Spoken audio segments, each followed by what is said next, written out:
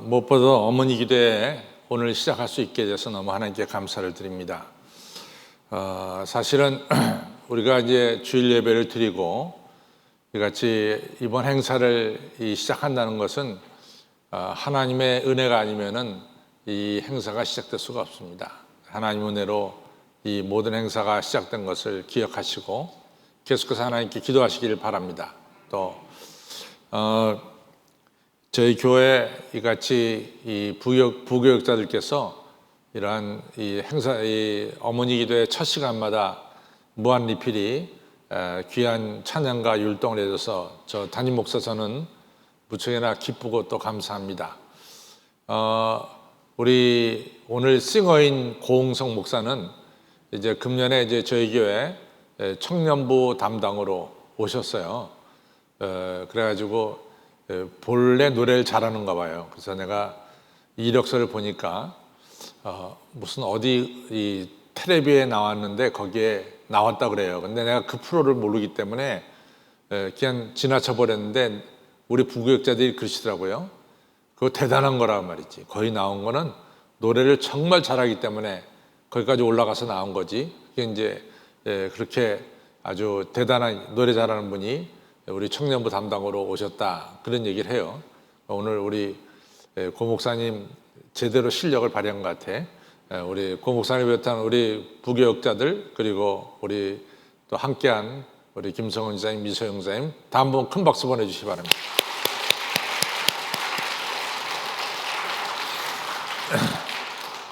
심리학을 공부하는 사람은 에릭 에릭슨이라고 하는 사람을 지나칠 수가 없습니다. 그 사람은 뭐 프로이드나 융이나 이와 같이 유명한 심리학자들이죠.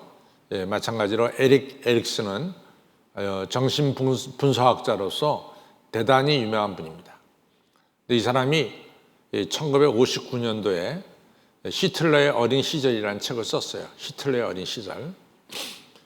근데 이 사람 이 히틀러의 아버지가 이 알로미나라고 하는 사람인데 이 아버지가 이 사생아로 태어났어요. 히틀러의 아버지가. 히틀러의 아버지는 알로미나는 어려서부터 아버지를 모르고 자랐습니다. 그리고 장성해서 히틀러의 어머니하고 결혼을 했죠. 그래서 이제 히틀러 아버지는 아버지의 롤, 아버지 역할을 몰라요. 아버지가 뭘 해야 되는지 아버지의 롤을 모릅니다. 아버지의 역할을. 그래서 히틀러의 아버지는 이같이 술을 먹고 들어오면은 히틀러를 불러다 놓고 시큰 이야기하고 그리고 또 히틀러를 갖다 좀 때려주는 게 이게 사랑의 표현이라고 생각했어요. 왜냐하면 아버지 롤 모델을 모르거든요. 그래가지고 히틀러가 어렸을 때 아버지가 술만 드시고 오면은 그날은 비상인 거죠. 그냥 아버지가 앞에다 세워놓고 이런저런 얘기 막 하대고 그러다가 또 매를 들어서 히틀러를 때리고 이러면서 어릴 때부터 히틀러는 아버지 하면 끔찍했어요. 아버지 하면 술 취하고 들어오셔서 나에게 때리시는 분이다. 히틀러 엄마는 이제 그걸 보면서 너무 아들이 불쌍하잖아요. 그러니까 아버지가 아들을 때리고 난 다음에는 히틀러 엄마가 히틀러를 끌어안고 너를 내가 사랑한다. 너 정말 귀한 아이다. 이러면서 이제 히틀러를 달래줬어요. 그러니까 히틀러의 성격은 굉장히 이같이 열등의식이 있었어요. 아버지한테 맨날 맞으니까. 또 동시에 어머니가 잠깐 치켜 세우니까 우월의식이 있었어요. 이런 삶을 가르쳐서 우리가 다중인격 소유자라고 그러죠. 다중인격 소유자. 그 히틀러가 자라날 때부터 성격이 이같이 안정되지를 못했단 말이죠. 어떨 때는 너무나 이 열등의식에 빠졌고 또 어떨 때는 우월의식에 빠졌고 이랬죠. 근데 이제 히틀러가 태어난 것이 어디냐면은 오스트리아에 있는 린츠라고 하는 곳에 태어났어요. LINZ, 린츠인데 이 린츠는 독일하고 오스트리아 국경지대에 있는 지역이에요. 실제적으로 히틀러는 독일 사람이라기보다는 오스트리아 사람이죠. 오스트리아 지역에서 태어났는데 독일이 원체 강하니까 이제 린츠 지역을 한 번은 오스트리아가 지배하기도 하고 또 독일이 지배하기도 하고 이러다가 독일이 지배할 때 이제 히틀러가 태어난 거죠. 그래서 히틀러가 독일 사람이 된 겁니다. 독일 사람들은 가끔 그래요. 히틀러가 너무 싫으니까 히틀러는 우리 독일 사람이 아니고 오스트리아 사람이라고 이렇게 이제 얘기하는 것을 여러분들 아마 가끔 들을 수 있을 거예요. 근데 이 린츠라는 마을에는 파암이라고 하는 이 귀한 인물이 역사적에 있습니다. 그 귀한 인물은 뭐냐면은 이 팜이라는 인물은 이 프랑스하고 싸움에서 나라를 지킨 영웅이에요. 그래서 그 영웅을 갖다가 기리는 의미에서 동네 한가운데다가 팜 동상을 세웠어요. 어린 히틀러는 자라날 때부터 무슨 마음을 품었냐면은 나는 저 팜처럼 우리나라를 지키고 그리고 우리나라를 빛내는 사람이 돼야 되겠다. 이런 생각을 가지고 자라났는데 중요한 것은 그것이 온전한 성격 속에서 그러한 생각을 품었으면 좋은데 이게 다중인격, 심한 열등감, 심한 우울감 이런 속에서 이 내가 팜처럼 세계를 지배해야 되겠다 이런 생각을 가지니까 거긴 평화가 없는 거예요. 평화가. 그래서 세계 제2차 대전을 일으켜서 세계 2차 대전을 통해서 5천만 명이 죽었죠. 5천만 명이. 어마어마하게 많은 사람들이 히틀러가 전쟁을 일으켜서 5천만 명이 죽었습니다. 그런 반면에 여러분들 우리가 아브라함 링컨 대통령을 잘 알아요. 근데 아브라함 링컨 대통령은 이 켄터키에 있는 아주 시골에서 정말 오두막집에서 태어났죠. 근데 그 아버지가 토마스인데 아버지가 목수였어요. 나무를 만지는 목수였고 이 링컨의 어머니는 귀족 집안의 딸입니다. 낸시인데 그래서 이제 토마스와 결혼해서 이 켄터키에 사는데 그 뭐 시골이니까 공부를 잘 못해요. 할 수가 없죠. 근데 낸시는 자기 아들과 아브라함 링컨이 있고 그 위에 누나가 있어요. 아브라함 링컨과 이 자기 큰딸을 갖다가 교육을 시켜야 되겠다고 마음 먹습니다.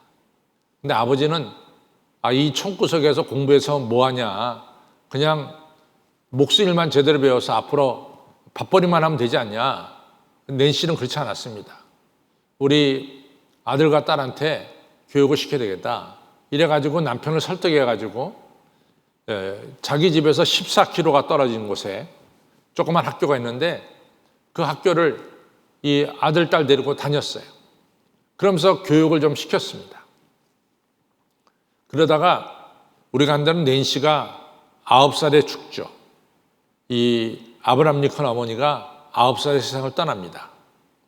근데 9살이 되기 전까지 낸시는 저녁 때가 되면은 그 집에 책은 딱 한 권밖에 없어요.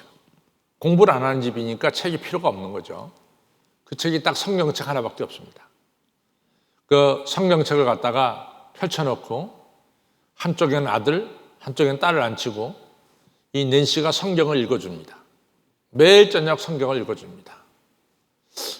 나는 너희들이 큰 부자나 대단한 권세를 가진 사람이 되기보다는 나는 너희들이 일평생 성경을 읽는 사람이 되기를 원한다.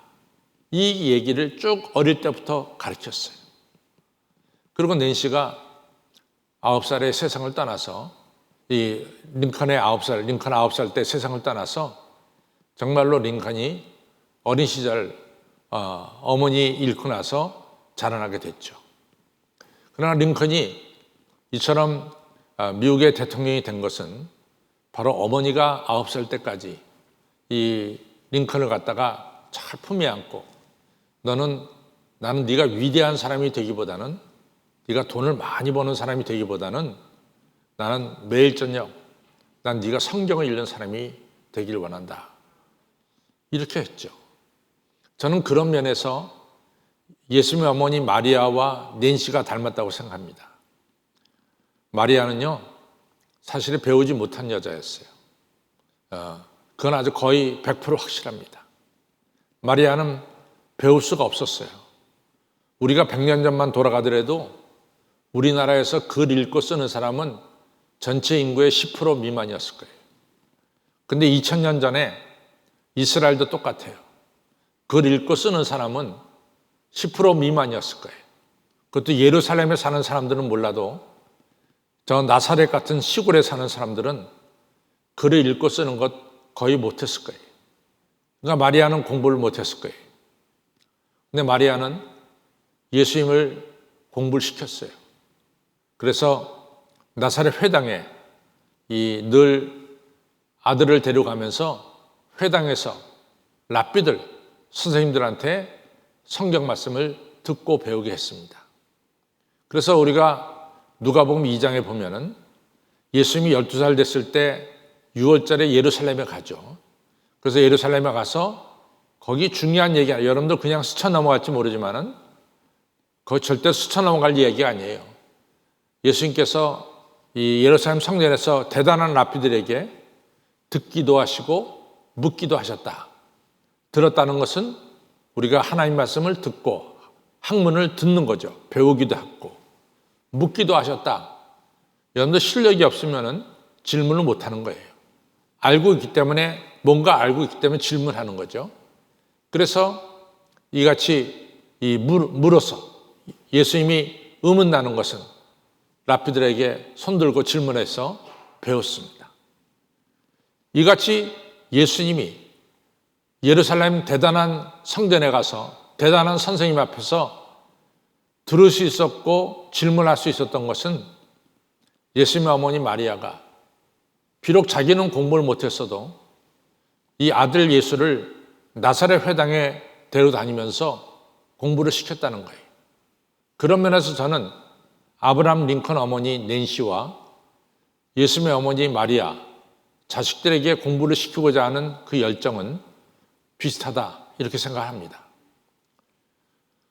오늘 예수님께서 이같이 중요한 이야기를 해요. 이런 어린아이들을 내게 오는 것을 금하지 말라 하시면서 천국이 바로 이런 어린아이들의 것이니라 이런 중요한 말씀을 하고 있습니다. 또 여러분도 아시다시피 요한복음 3장에 보면은 예수님이 아주 단정적인 이야기를 합니다. 어떤 단정적인 얘기를 하냐면은 한밤중에 니고데모가 찾아왔어요. 이 니고데모는 적어도 3가지 타이틀을 가졌어요. 첫 번째 타이틀은 바리새인이에요. 두 번째 타이틀은 산헤드린 의원이에요. 쉽게 말하면 우리나라 국회의 국회의원과 같은 그런 분입니다. 세 번째는 이스라엘 선생이에요. 요한복음 3장은 이 3가지를 다 얘기합니다. 이 니고데모는 바리새인이고 산헤드린 의원이고 이스라엘 선생이다. 아주 대단한 사람이에요. 이 사람이 한밤중에 예수님을 찾아왔어요. 그 이유는 뭐냐면 영생의 확신을 갖고 싶어서 찾아온 거죠. 그때 예수님이 단정적으로 말합니다. 니고데모야, 네가 거듭나지 아니하면은 천국에 들어갈 수 없다. 천국에 들어가려면은 네가 이스라엘 선생, 산헤드린 의원, 바리새파 사람 이게 다 소용없다. 네가 정말 천국에 들어가려면은 너 거듭나야 된다. 나중에 쭉 설명은 나오지만 물과 성령으로 거듭나야 된다는 말씀을 예수님이 하시죠. 똑같이 마태복음 18장에서 많은 사람들에게 어린아이를 예수님께서 가운데 세우시고 말씀하시기를 너희들이 이런 어린아이와 같이 아니하면은 천국에 들어갈 수 없다. 단정적으로 얘기하죠. 니고데모에게는 거듭나지 아니하면 천국에 들어갈 수 없다라고 말씀했듯이 그 같은 톤으로 이 어린아이와 같지 아니하면은 너희들은 천국에 들어갈 수 없다. 아주 중요한 이야기를 합니다. 그럼 도대체 어린아이와 같다는 게 뭐냐? 어린아이의 특징이 뭐냐? 예수님이 모시는 어린아이의 특징의 첫 번째는 겸손에 있습니다. 어린아이는 겸손하다. 그러면 이 겸손이라는 게 내용이 뭐냐? 어린아이는 부모님을 의지합니다. 부모님을 의지합니다. 이것이 첫 번째예요. 어린아이는 배우려고 애써요. 어린아이 하면은 배우는 학생들이에요. 또 여러분과 저도 마찬가지로 우리 집에 어린아이가 있다면은 부모가 제일 먼저 생각하는 것은 얘를 교육시켜야 되겠다. 그리고 부모가 교육시킬 때 어린아이들은 반항도 하지만은 배워야 된다는 당연한 진리를 받아들여요. 어린아이들은 배우는 아이들이에요.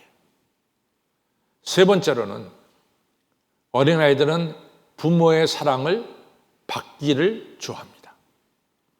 부모가 사랑해 주는 것을 잘 받아요. 이것이 겸손이에요. 겸손의 세 가지. 부모님을 의지하고, 두 번째 배우고, 부모의 사랑을 받아들이는 거예요. 요 반대가 교만이에요.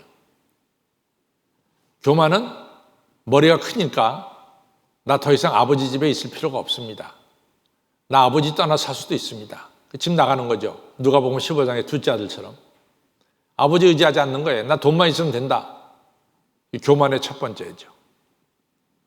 두 번째는 교만한 사람은 배우려고 들질 않아요. 나는 알 만큼 알았으니까 더 이상 배울 게 없다. 배우지 않습니다. 세 번째는 하나님의 사랑이 필요 없어요. 난 부모 사랑 없어도 얼마든지 살아갈 수 있습니다. 이것이 교만한 거예요. 예수님께서 어린아이를 가운데 세워놓고 이 어린아이가 갖지 않으면 천국에 들어가지 못한다 할 때 이 어린아이가 가지고 있는 특징은 뭐냐? 겸손입니다. 겸손. 첫째는 부모님 의지하는 거고, 두 번째는 배우려고 힘쓰는 거고, 세 번째는 부모의 사랑을 받아들이는 거예요. 이게 너무나 간단한 것 같지만요, 사람이 교만하면 요거 다 버려. 다 버려. 그래서 우리가 어제 저녁에, 수요일날 저녁에 예레미야 13장을 공부했잖아요. 근데 예레미야 13장에서 하나님께서 이스라엘 백성들을 야단칠 때 너희들 교만하다. 너희들 교만이 이제 꺾일 것이다. 그래서 교만의 설명을 하잖아요.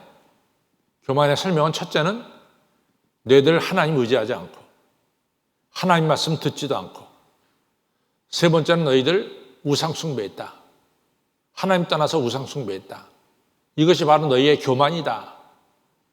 아주 하나님께서 구체적으로 이 예레미야 13장에서 이스라엘의 교만을 지적했어요. 우리가 교만할 때 잘난 체하는 사람이 교만한 사람이다, 우리는 쉽게 생각하는데 뭐 그것도 교만의 일종이겠죠. 근데 교만은 사실은 하나님 의지하지 않는 사람이 교만한 사람입니다.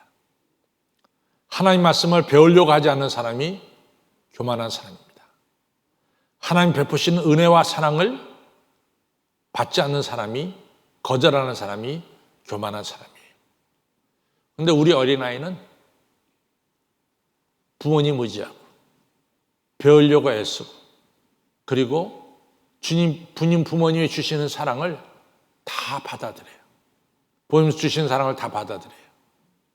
그래서 우리 예수님은 어린아이를 겸손한 자라 그랬고, 이 겸손하지 않으면 하나님 나라에 들어가지 못한다고 말씀했습니다.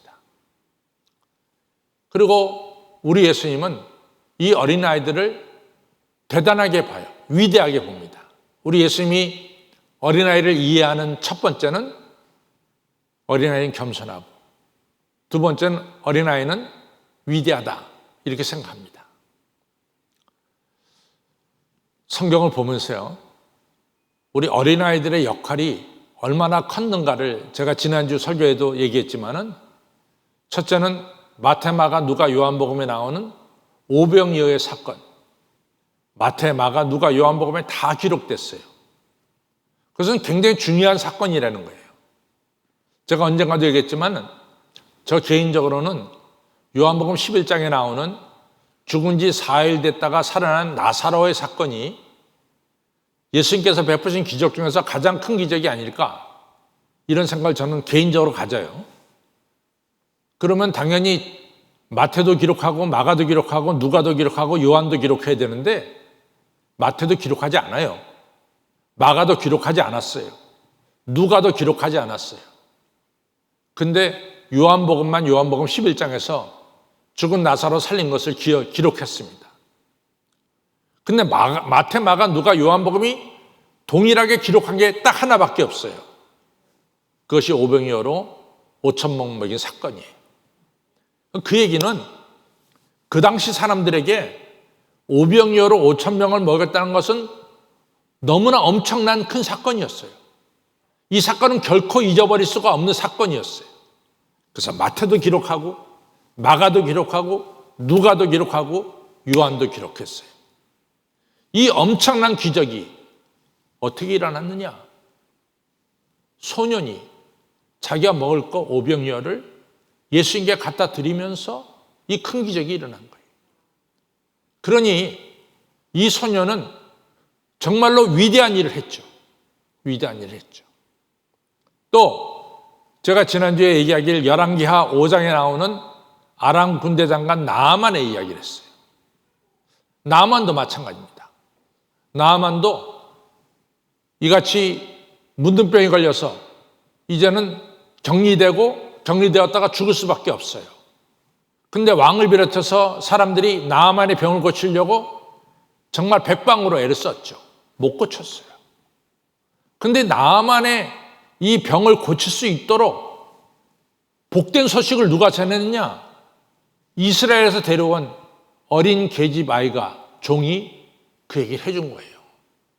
우리 주인이 사마리아에 가면은 선지자 계시는데 그 선지자에 가면은 우리 주인의 병이 나을 수가 있습니다. 이 복된 소식을 누가 전했느냐? 이스라엘에서 잡아온 계집 종이, 여자아이가 이 이야기를 한 거죠. 그래서 나아만이 그 얘기를 듣고 사마리아에 가서 엘리사의 말대로 요단강물에 7번 담가서 이같이 깨끗하게 된 거죠. 여러분, 이 어린아이가 나아만을 살린 거예요.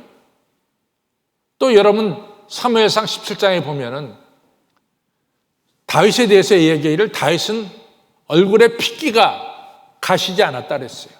어리니까 아직까지 얼굴에 이 붉은 핏기가 있었어요.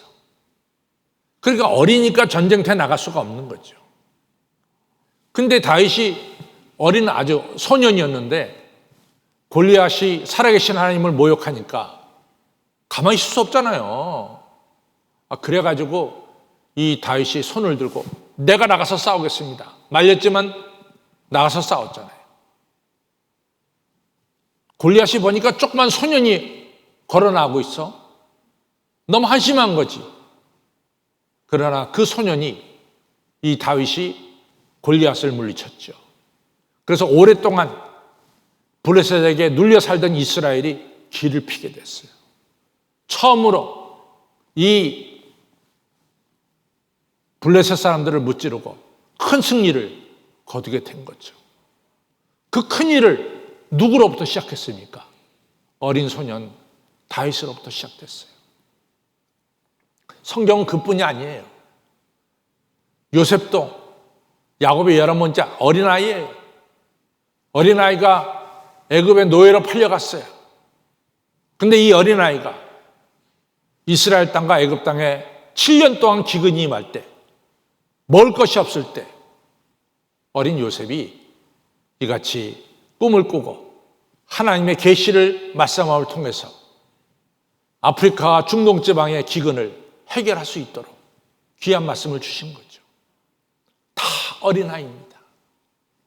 오병이어도 어린아이고, 나아만을 거친 것도 어린 여자아이고, 골리앗을 무찌르는 것도 어린 소년이고, 이 기근을 해결한 것도 바로 어린 요셉이었어요. 그래서 성경은 어린아이를 위대하게 보는 거야.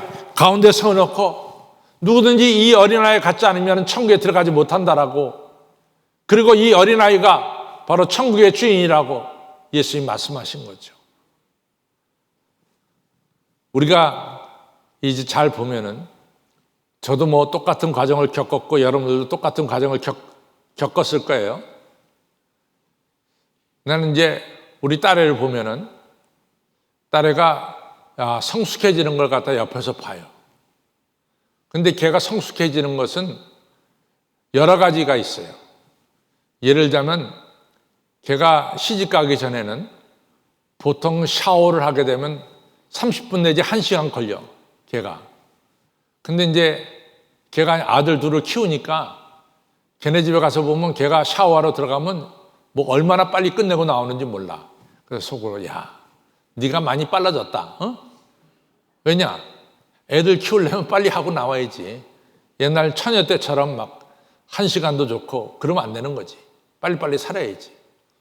그래서 이제 느끼는 게, 얘가 애를 키워가면서 성숙해지는구나, 이런 것 갖다 느껴요.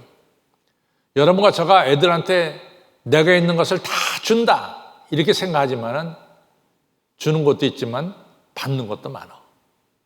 그래서 게리 토마스라는 분은 뭐라고 말하냐면, 나는 아기를 키우면서 첫째 제가 성숙해졌습니다. 둘째, 아기를 키우면서 제가 하나님의 은혜를 너무 많이 받습니다. 그래서 하나님을 제가 경외하게 됩니다. 이 세 가지를 얘기해요. 자기가 자기 자녀를 키우면서 첫째는 성숙해지더라 그 말이죠. 그리고 자기가 아기를 통해서 은혜를 너무 많이 받았다 이거죠. 그러니까 자연스럽게 자기가 하나님을 경외하게 되더라, 이런 얘기를 게리 토마스라는 분이 하셨어요. 맞는 것 같아요. 여러분들 사실은 시집가고 장가가고 애를 낳고 키워봐야 낳으신 부모의 사랑과 가르침을 알게 된다고. 그전까지는 잘 몰라. 그전까지는 다 자기가 잘나서 오늘 그 자리에 온 줄 알아.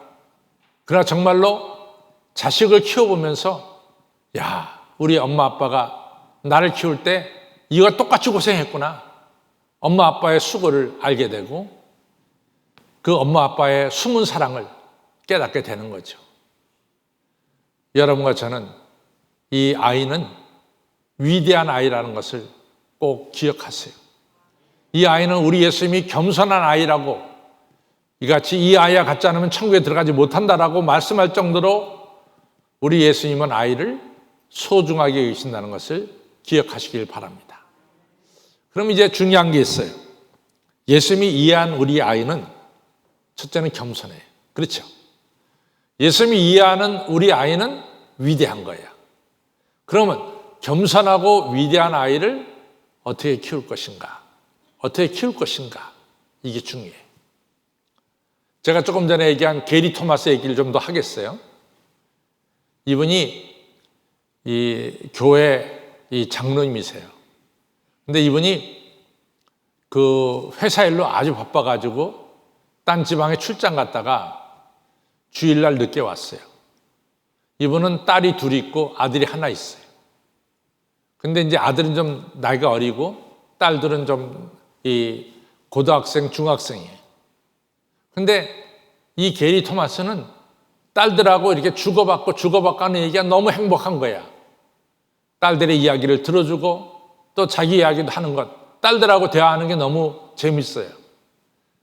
그러니까 며칠 동안 출장 갔다 와가지고 딸하고 얘기를 못했으니까 주일날 저녁에 이같이 늦게 집에 와서 잠을 잤지만은 딸들하고 얘기가 싶어진 거예요. 얘기하고 싶은 거예요. 그래서 월요일날 아침에 몇 시간 못 자고 일찍 일어나서 자기 차에 태워가지고 딸들을 태워가지고 학교까지 데려다 주기로 마음먹었어요. 아빠가 안 데려다 줘도 아이들은 버스 타고 갈 수도 있어요. 좀 걸어서 좀 힘들지만은 그래 버스 타고 늘 다니죠. 근데 아빠가 일부러 주일날 저녁에 늦게 잠들고 월요일날 새벽에 일찍 일어나서 몇 시간 못 자고 일어나서 딸들 차에 태우고 학교에 데려다 줍니다. 아버지는 잔뜩 기대했어요. 이 딸들이 며칠 동안 아빠하고 못 봤으니까 이런저런 얘기할 줄 알고 기대했어요. 근데 이 딸들도 월요병에 걸린 거야. 그래갖고 차에 타자마자 애들이 그냥 다 자버려. 학교까지 가는 동안.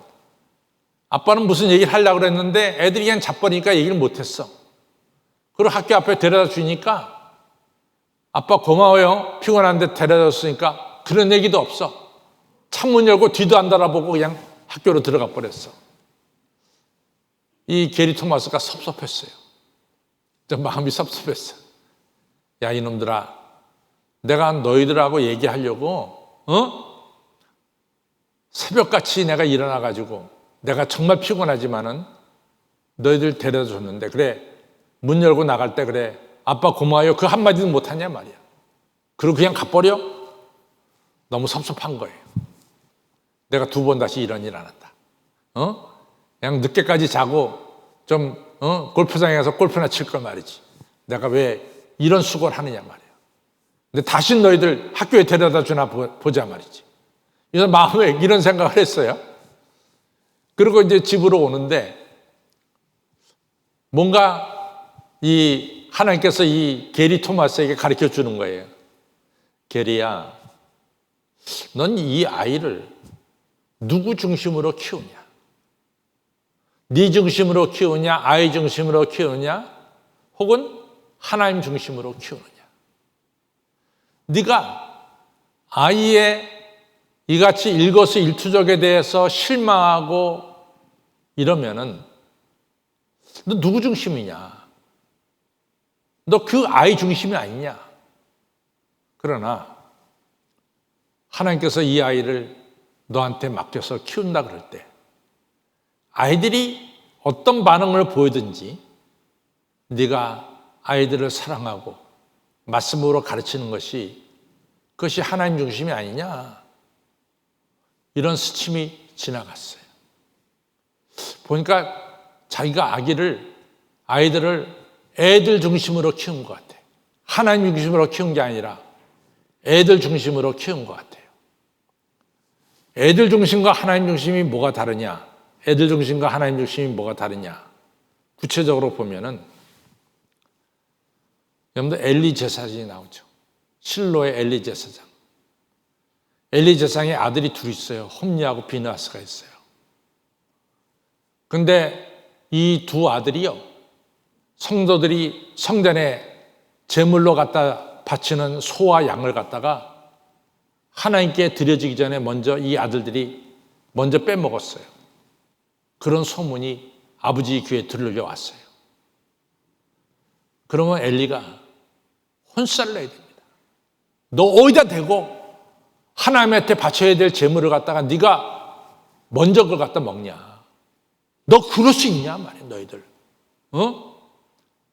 하나님께 먼저 바치고 나서 먹어야지.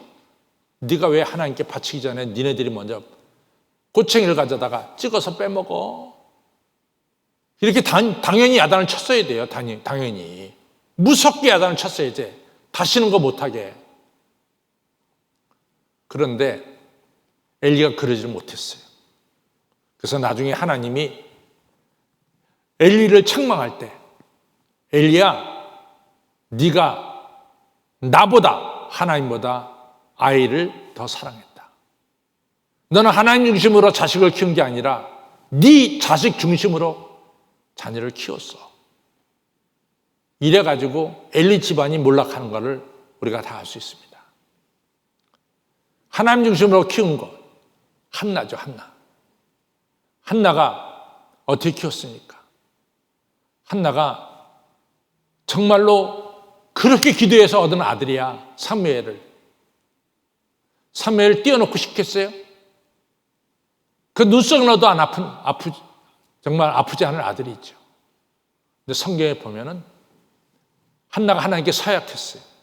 하나님, 내가 자식을 주면은 그 자식 하나님께 바치겠습니다. 사무엘이 엄마 젖을 떼자마자 한나는 사무엘을 갖다가 성전에 갖다 바쳤어요. 더 이상 못 보는 거죠. 하나님과의 약속을 지킨 거죠. 그러니까 사무엘이 훌륭하게 됐잖아요. 사사요, 제사장이요, 선지자, 세 개의 직함을 이스라엘 왕국을 탄생시키는 데 중요한 역할을 하는 사무엘이 된 거죠.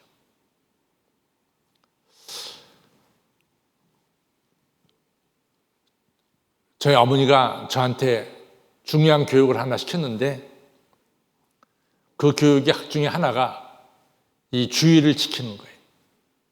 여러분 들은 분들은 여러분 들었겠지만은 제가 어렸을 때 친구들하고 주일 예배 안 가고 놀러 갔어요. 우리 어머니가 헌금같이를 바치라고 하는 돈 가지고 친구들하고 헌금 가지고 사 먹었어요. 그걸 우리 어머니가 어떻게 아셨어요. 아셔가지고 그날 주일날 저녁에 저희 어머니가 저를 교육시키는데 난 지금도 있지 않습니다. 옛날에는 전부 다 방바닥에 같이 침대 생활이라 이 방바닥에 장판 깔고 이렇게 장판 붙이고 노란 장판 붙이고 살았잖아요. 그때 쓰는 비가 이렇게 생긴 비가 있어요. 나무로 된 비. 저희 어머니가요, 저를 그 비가 부러지도록 때렸어요. 무섭게 때렸어요. 어디다 대고 네가 무슨 인간이 되려고, 어떤 인간이 되려고 말이야. 하나님을 주일날 예배드리지 않고 하나님께 바쳐야 될 돈 가지고 너 친구들하고 놀러가 사 먹었냐. 저는 지금까지 평생 우리 어머니 밑에 자라면서 우리 어머니가 너 몇 등 했냐? 너 성적이 얼마 뛰었냐? 그런 거 물어보지 않아요. 우리 어머니 그런 거 안 물어봐요. 공부에 대해서는 별로 안 물어봐요. 네가 알아서 하는 거야, 공부는. 뭐 제가 과외 시켜달라면 과외도 시켜주고 그러지만은 그렇게 성적에 대해서 우리 어머니 나한테 물어본 적이 없어요. 그러나 주일 예배 내가 한 번 빠졌다고 말이지 얼마나 호되게 저를 야단쳤는지 모릅니다.